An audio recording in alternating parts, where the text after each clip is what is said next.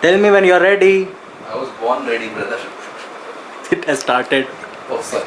So, hi guys. If you are struggling to create content and you're like, I'm becoming the next Gary Vee and still not getting the results, is because you are following the wrong path, right? So, what is actually happening is you are using content to get attention as well as to build trust, and I think that's not the right way. Content can be used to build attention but not trust. So if you think content builds attention and trust both, I don't use that format. I just use content to get attention, and to sell my services I need to build trust and relation, right? So for that what I use is email.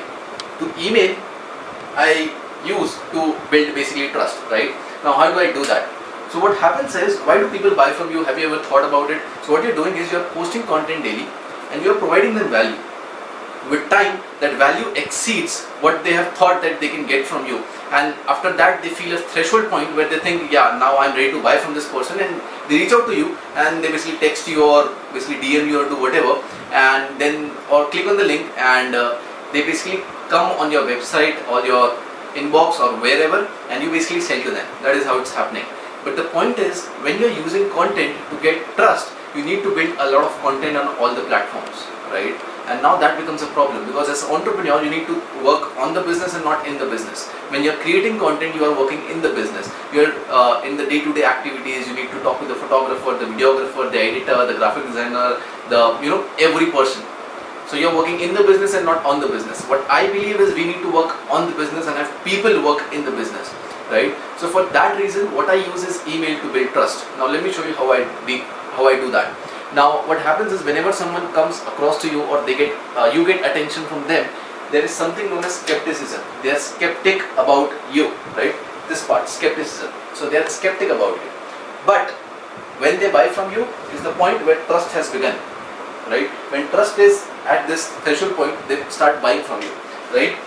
Now there is a point known as like point. We'll come on this in a second, but basically at this point you make the sale, right? But how this happens is, you try to do it on content. So for that reason you create a lot of content, and that becomes a problem. For that reason I do it on email. How do I do it on email? So there is a skepticism level. This person is at the highest skepticism level when he comes to see you, or you have got his attention for the first time. Now with a template known as VVS. What is VVS? Value, value, sell. So you provide value in the first email. Let's say the person came on your profile, he asked you let's say he clicked on the link in your bio or did something. He goes to a page where you take his email, phone number for a lead magnet. That is the point of attention, and the skepticism is very high. You basically got the lead, right? So now you send the first email, which is the value email, right? So you try to provide a value.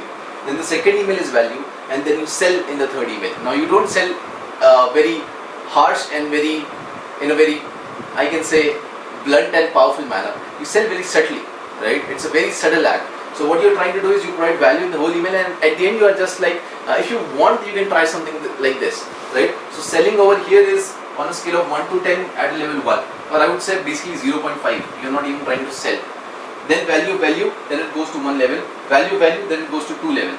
And basically this continues till the person buys, right? If the whole sequence has been finished and the person has not bought, just remove them from the list, because they are basically not going to buy in future. Maybe they're ready, then they can come again to your profile and go through the sequence again, but they're not ready now because we have gone through the whole sequence and nothing has happened.